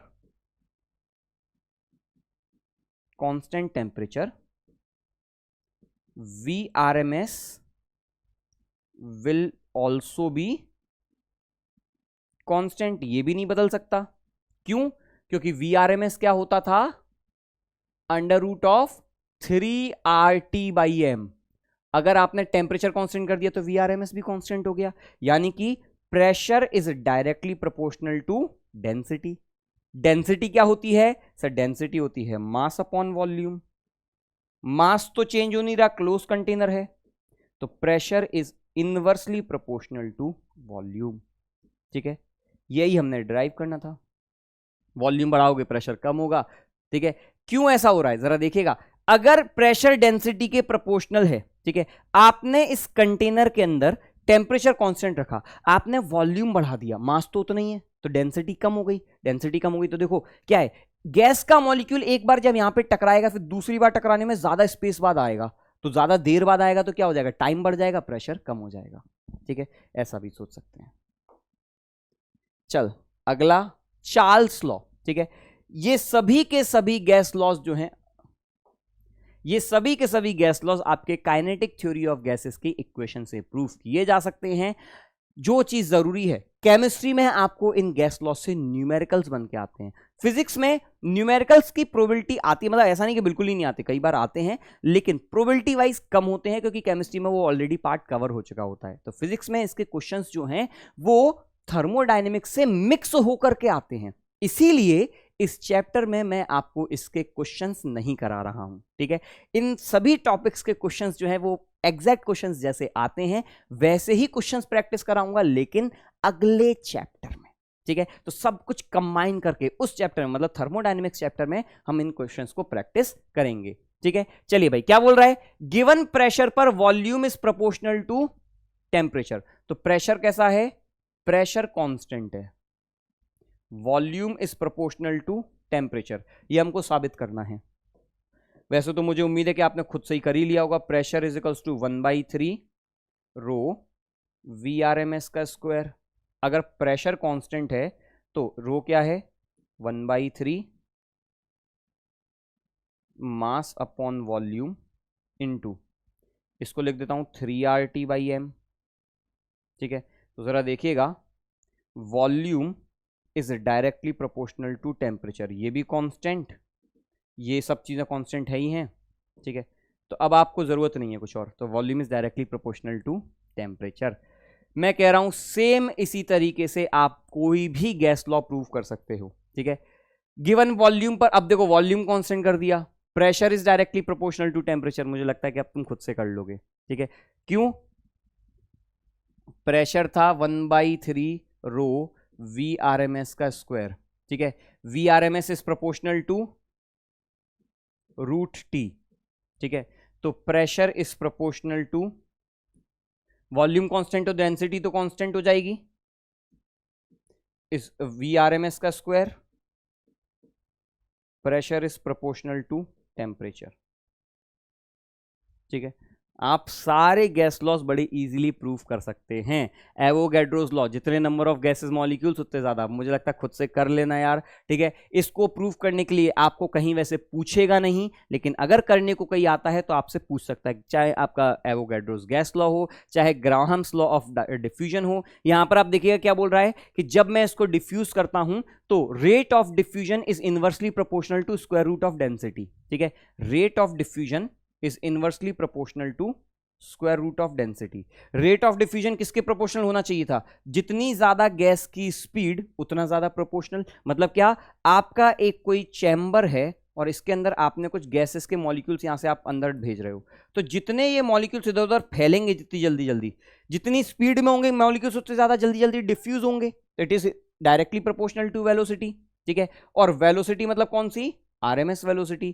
तो rate of diffusion is directly proportional to क्या हो जाएगा, RMS वेलोसिटी। ठीक है, इसको मैं लिख देता हूं, सेम प्रेशर है, ठीक है, सेम टेम्परेचर है, तो इसको मैं लिख देता हूं √P/ρ लिख देता हूं इस बार। ठीक है, प्रेशर कांस्टेंट है, rate of diffusion is inversely proportional to density का रूट, यही हमको साबित करना था। ठीक है, तो कैसा भी लॉ हो आप सीधा सीधा प्रूव कर सकते हैं, परेशान नहीं होंगे। चल भाई, Dalton's law of partial pressure, अब मैं ये बता नहीं रहा हूं। ठीक है, एक गैस का प्रेशर क्या है, उसके अंदर सभी गैसेस का पार्शियल प्रेशर ऐड कर देना। ठीक है, फिर से अब तुम ऐड कर लोगे, मुझे नहीं बताने की जरूरत है। ठीक है, ये सारी की सारी बातें आप केमिस्ट्री में पढ़ते हैं, मैं कभी भी इन बातों को नहीं बताता क्योंकि केमिस्ट्री में बच्चा बहुत एक्सपर्ट होकर के आता है। ठीक है, चल यार, तो PW की खास बात ही यही है कि केमिस्ट्री वाले इतनी स्ट्रॉन्ग केमिस्ट्री कर देते हैं कि हमें फिजिक्स में जरूरत नहीं पड़ती, और फिजिक्स इतनी स्ट्रांग हो जाती है बच्चों की कि केमिस्ट्री में फायदा हो जाता है, मैथ्स में फायदा होता है, तो सब एक दूसरे की कहानी समझ जाते हैं। ठीक है, जैसे गैस लॉस का सहारा केमिस्ट्री से फिजिक्स में मिलता है। ठीक है, यहां पर मैथ्स में जो फिजिक्स में मैथ्स पढ़ाई जाती है उसका सहारा तुम्हें मैथ्स में मिल जाता है। ठीक है, तो मैथ्स में जो चीजें पढ़ते हो वो यहां पर यूटिलाइज कर देते हो। तो ऐसा ही है भाई, हर जगह नॉलेज सब्जेक्ट वाइज डिवाइडेड नहीं होती है, नॉलेज नॉलेज होती है, आप कहीं से भी लेंगे सेम कॉन्सेप्ट्स वैलिड होंगे। ठीक है, थर्मोडायनेमिक्स में थोड़ा सा अंतर आता है। आइडियल गैस इक्वेशन अब मैं निकाल ही चुका हूं, PV = nRT, बताने की जरूरत नहीं है। ठीक है, चल तो कुछ भी बताने की जरूरत इसमें नहीं है। अब मैं बस बात करने जा रहा हूं mean free path, collision frequency और एवरेज रिलैक्सेशन टाइम के बारे में। ठीक है, मीन फ्री पाथ क्या है? चल ठीक है, तो मीन फ्री पाथ बेसिकली ये है कि अगर आपके पास सपोज करना, ठीक है, एक कोई इंसान है, ये इस तरीके से अपने हाथ फैला करके चल रहा है, ठीक है, और ये यहां पर कई सारे ऐसे लोग हैं जो कि इसी तरीके से हाथ फैला करके खड़े हुए हैं। तो वो लोगों से ये इंसान हाथ मिलाता हुआ जाएगा जिनके बीच का डिस्टेंस जो यहां पर इस रीजन में आते हैं। अगर किसी के सेंटर से डिस्टेंस इससे ज्यादा है तो ये नहीं मिलेगा। ठीक है, तो जरा देखिएगा, अगर ये इंसान V से जाता है तो कितने से जाएगा, कितने लोगों से हाथ मिलाएगा? तो मैंने कहा टी टाइम में ये कितना चला जाएगा, V इंटू टी डिस्टेंस चला जाएगा। ठीक है, और अगर ये V इंटू टी डिस्टेंस चला गया तो जरा नोटिस कीजिएगा, हर वो इंसान जिसकी अगर इसकी रेडियस ये R है, हर वो इंसान जिसके सेंटर के बीच में अगर ये रेडियस R है, तो अगर एक ऐसा इंसान यहां पर है जिसके सेंटर के बीच की डिस्टेंस 2R है, ठीक है, उससे ये हाथ मिलाता जाएगा। तो हर वो इंसान जो इस वाले बड़े सर्कल के अंदर आता है उससे ये हाथ मिला लेगा। ठीक है, अब मैं यहां पर एक नंबर यूज कर रहा हूं, लेटस से मैं यहां पर स्पेसिफिकली बोल रहा हूं कैपिटल N। अब capital N number of molecules नहीं है, कैपिटल N क्या है? कैपिटल N है नंबर ऑफ मॉलिक्यूल्स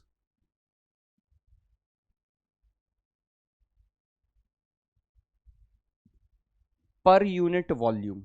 ठीक है, एक यूनिट वॉल्यूम में कितने नंबर ऑफ मॉलिक्यूल्स हैं? ठीक है, तो मैंने कहा अगर ऐसा है तो भाई एक आपको सिलेंडर बनता हुआ दिखाई दे रहा होगा, इस तरीके का एक सिलेंडर बनता हुआ दिखाई दे रहा होगा। क्लियर है? अब इस सिलेंडर के अंदर कितने नंबर ऑफ मॉलिक्यूल्स हो जाएंगे? मैंने कहा यार VT लेंथ हो गई, इसका ये रेडियस क्या हो गया, ये 2R हो गया है। ठीक है, तो वॉल्यूम कितना हो जाएगा? वॉल्यूम हो जाएगा VT into pi into 2R का स्क्वायर। तो टोटल नंबर ऑफ मॉलिक्यूल्स कितने हो जाएंगे?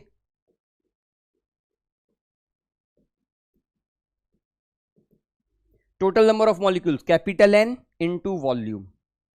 एक यूनिट वॉल्यूम में कैपिटल N मॉलिक्यूल्स हैं, तो इस वॉल्यूम में कितने हो जाएंगे ये? तो क्या हो जाएगा? तो कैपिटल N VT 4 पाई R स्क्वायर। ठीक है, और T टाइम में इतने ही कॉलिजन्स होंगे। Total number of collisions in T second. भैया जितने T सेकंड में यहां से यहां पहुंच गया, जितने नंबर ऑफ मॉलिक्यूल्स वॉल्यूम में मिल जाएंगे उतने ही नंबर ऑफ कॉलिजन हो जाएंगे। ये अब जरा देखिएगा, ये सेम वही कहानी है, बस ये क्या है, अब यहां पर एक गैस का मॉलिक्यूल हो गया। ये मैं इंसान से समझा रहा था, ये चीज गैस का मॉलिक्यूल हो गई। तो गैस का मॉलिक्यूल अगर ऐसे जा रहा है तो हर वो एटम या हर वो मॉलिक्यूल जो इस वॉल्यूम में अंदर आएगा वो उससे टकरा जाएगा। तो मिनिमम सेपरेशन कितना होगा? दो सेंटर्स के बीच में 2R हो जाएगा। ठीक है, सेम वही चीज है ये। क्लियर है? तो अब जरा देखिएगा कितना total number of collision in T seconds क्या हो जाएगा? Total number of molecules inside cylinder क्या हो जाएगा? 4NVT पाई R स्क्वायर। ठीक है, ये टोटल नंबर ऑफ कॉलिजन कितने में हुए? T सेकंड में। अब बात करते हैं पहले टर्म के बारे में, कॉलिजन फ्रीक्वेंसी। कॉलिजन फ्रीक्वेंसी क्या होता है? टोटल नंबर ऑफ कॉलिजन्स, टकराना, इन 1 सेकेंड। ठीक है, total number of collisions in 1 second. तो मैंने कहा क्या करूंगा? टोटल नंबर ऑफ कॉलिजन्स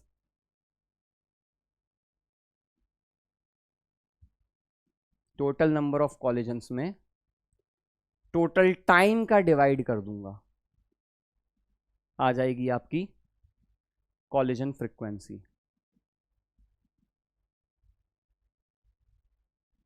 ठीक है, कितना आ गया? तो ये आ गया है 4NVT pi R square, 4NVT pi R square divided by T। तो 4NV पाई R स्क्वायर। ठीक है, ये आपका क्या आ गया, कॉलिजन फ्रीक्वेंसी। क्लियर है? बाकी सारी चीजें तो कांस्टेंट है, 4 कांस्टेंट, नंबर ऑफ मॉलिक्यूल्स पर unit volume constant, pi R square into V, V की जगह कौन सा है ये, वी आर एम एस। ठीक है, collision frequency is directly proportional to R M S speed. ठीक है, दूसरा टर्म क्या है, mean free path.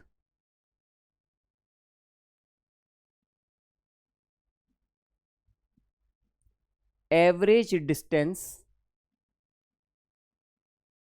Distance travelled between two successive collisions. दो कॉलिजन्स के बीच में ऑन एन एवरेज कितना डिस्टेंस ट्रेवल कर रहा है। तो मैंने कहा यार अगर मैं रिलैक्सेशन टाइम क्या हो जाएगा, एवरेज रिलैक्सेशन टाइम। ठीक है, तो ये हो जाएगा 1 अपॉन कॉलिजन फ्रीक्वेंसी। अगर 1 सेकंड में इतने कॉलिजन कर रहा है, ठीक है, तो हर एक टाइम कितना मिला होगा, इतना टाइम मिला होगा। ठीक है, तो ये क्या हो जाएगा 1 upon 4n pi R square V R M S. ठीक है, और मीन फ्री पाथ क्या हो जाएगा, this is R M S speed into relaxation time. ठीक है, तो R M S speed into 1 upon 4n pi R square V R M S, ये खत्म हो गया है 1 upon 4n pi R square. ठीक है, ये बस एक करेक्शन फैक्टर और आता है इसमें, विच इज √2 का करेक्शन फैक्टर। तो हर जगह 1 बाई, जहां पर वी आर एम एस है वहां पर वी आर एम एस का √2 का मल्टीप्लाई कर दीजिएगा। ठीक है, एक करेक्शन फैक्टर आता है √2 का। क्यों आता है सर √2 का करेक्शन फैक्टर? इसीलिए आता है क्योंकि हम क्या कर रहे थे, हम सभी मॉलिक्यूल्स को रेस्ट पर मान रहे थे कि बाकी सभी मॉलिक्यूल्स कैसे हैं, रेस्ट पर हैं। लेकिन असल लाइफ में गैसेस में अकेला एक मॉलिक्यूल मूव नहीं कर रहा ना, ये मॉलिक्यूल मूव कर रहा है, बाकी सभी भी तो मूव कर रहे हैं। ठीक है, तो हमें v की जगह रिलेटिव वेलोसिटी लेनी चाहिए, और जब एवरेज करते हैं तो इसीलिए √2v से करेक्शन फैक्टर से रिप्लेस कर देते हैं। ठीक है, नोटिस कीजिएगा mean free path it is independent of VRMS, यानी कि टेम्परेचर पर फर्क ही नहीं पड़ता। यहां पर देखो VRMS पे डिपेंड मतलब √T पर डिपेंडेंट है। ठीक है, आप डायरेक्टली निकाल सकते हो, लेकिन यहां पर lambda is independent of T।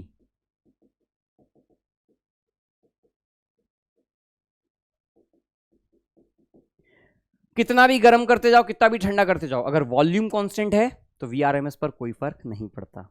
ठीक है, वॉल्यूम क्यों, अगर n वॉल्यूम चेंज कर दोगे तो कैपिटल N चेंज हो जाएगा। ठीक है, चल तो बस ये कुछ फॉर्मुलेज हैं, इनकी जरूरत बहुत ही कम पड़ती है, बहुत स्पेसिफिक कंडीशंस में पड़ती है, अदरवाइज इनकी जरूरत नहीं पड़ती है। ठीक है, अब आते हैं न्यूमेरिकल्स पर। तो अब कुछ न्यूमेरिकल्स, कुछ पीवाईक्यूज आपको करवाता हूं, देखिएगा क्या क्या सवाल हैं। तो नोटिस कीजिएगा एक नाइट्रोजन गैस है, 300 डिग्री सेल्सियस पर है। ठीक है, the temperature in Kelvin at which RMS speed of hydrogen is equal to RMS speed of nitrogen. ठीक है, मैंने कहा 3RT by M1, RMS speed बराबर करनी है 3RT2 बाई M2, बराबर कर दो। 3R से 3R खत्म हो गया। ये कितना है नाइट्रोजन, 300 डिग्री सेल्सियस, केल्विन में कन्वर्ट करना, नहीं तो पता चला तुम 300 ही लिखाओ। तो 300, 573, मास क्या है 28, यहां पर क्या है टेम्परेचर निकालना है। ठीक है, मास क्या है हाइड्रोजन का है तो 2 है। ठीक है, तो ये हो गया 14, तो टेम्परेचर आ गया है 573 डिवाइडेड बाई 14, 14 दूनी 28, 14 3 32। ठीक है, 14 चौक 46, 14 पंजे 70, 11 113। ठीक है, सॉल्व कर लीजिएगा, मैं नहीं कर रहा हूं, इतनी गणित अब तुम लोग लगाओ। ठीक है, तरीका बिल्कुल आसान, स्ट्रेट फॉरवर्ड सवाल आते हैं। ठीक है, केटीजी से अगर सवाल आएगा तो बहुत ही आसान सवाल बनता है। जरा देखिएगा क्या बोल रहा है अगला सवाल। तो बोला हुआ है कि given pressure, RMS speed 200 metre per second 120 पर है, एटमॉस्फेयर दिया है एट इतना, RMS speed of gas will be. ठीक है, तो जरा देखिएगा क्या बोल रहा है। For a given gas at 1 atm pressure पर आरएमएस स्पीड है 200 मीटर पर सेकेंड, ठीक है, ठीक है, at 127 degree Celsius, at 2 atm pressure at 227 degree Celsius RMS will B. Pressure फालतू में टाइम पास करने के लिए दिया है तुमको, प्रेशर का कोई यूज है ही नहीं। आरएमएस स्पीड क्या होती है? Under root of 3RT by m, ठीक है, तो T1 बाई m1। अच्छा, अब मैंने कहा यार T1 कितना दिया है? 3R, गैस तो वही है तो m ही रहने देता हूं, m1 क्यों लिख रहा हूं, ठीक है। तो यहां पर टेम्परेचर कितना दिया है? 200 मीटर पर सेकेंड। टेम्परेचर कितना दिया है? 127 डिग्री सेल्सियस, केल्विन में कन्वर्ट कर लो। 127 प्लस 273, 300 और 400 केल्विन हो गया, तो 3R इंटू 400 बाई m, ठीक है। और अब क्या पूछ रहा है? 227 डिग्री सेल्सियस, 100 और डिग्री सेल्सियस बढ़ गया, तो 227 प्लस 273, ये 500 केल्विन हो गया, ठीक है। 500 केल्विन पर आरएमएस स्पीड पूछी है, तो मैंने कहा आरएमएस स्पीड v मान लेता हूं, under root of 3R into 500 by m, ठीक है। बस यही तो कहानी थी यार, पहले टेम्परेचर 400 था, अब टेम्परेचर 500 हो गया। अब आपको नई आरएमएस स्पीड का पता करना है, पुरानी स्पीड पता है, दोनों का रेशियो ले लो, ये सारी चीजें उड़ा डालो, ठीक है। तो v की वैल्यू आपकी आ जाएगी 200 अपॉन v, 4/5 का अंडर रूट, ठीक है। तो स्क्वायर कर लेता हूं, डिवाइडेड बाई v, या एक काम करता हूं, v इज इक्वल्स टू, ये तो 2 हो गया, इसको इधर भेज देता हूं, तो 200 divided by 2 into root 5, 100 root 5 हो जाएगा कुछ, ठीक है। अच्छा, सीधा रूट 5 के टर्म में ही बोला है, 100 रूट 5 सीधा आंसर आ गया, ठीक है। तो सवाल आसान से पूछे जाते हैं, ये सवाल जेईई मेंस 2019 का है, ठीक है। परफेक्ट गैस को हीट किया है कांस्टेंट प्रेशर पर to double its volume, the final temperature of gas will be. अब देखो ये क्या है, ये आपका गैस इक्वेशन, गैस लॉस से सवाल है। एक परफेक्ट गैस है 27 डिग्री सेल्सियस यानी कि 300 केल्विन पर है, ठीक है। It is heated at constant pressure, pressure constant है, ठीक है, टू डबल इट्स वॉल्यूम। अगर प्रेशर कांस्टेंट होता है तो volume is directly proportional to temperature, ठीक है। तो वॉल्यूम अगर मैंने डबल कर दिया तो टेम्परेचर भी क्या हो जाएगा? डबल हो जाएगा, ठीक है। पहले टेम्परेचर कितना था? 300, अब टेम्परेचर कितना हो जाएगा? 600 केल्विन हो जाएगा। तो सेल्सियस में पूछा है तो 600 माइनस 273, आंसर आ गया 327 डिग्री सेल्सियस, ठीक है। बस बच्चे जो गलती करते हैं वो 600 ही निकालते हैं, ठीक है। क्या करते हैं सर, या तो 27 है, 27 का डबल बोल देंगे, ठीक है, बस 54, ऐसी गलती मत कर देना। बाकी तो सवाल बहुत लल्लू लल्लू से हैं यार, ठीक है।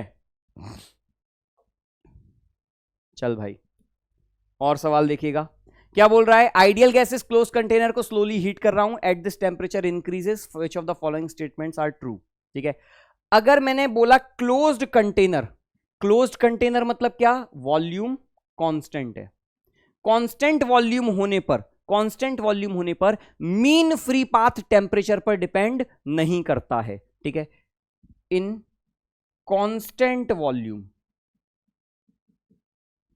Mean free path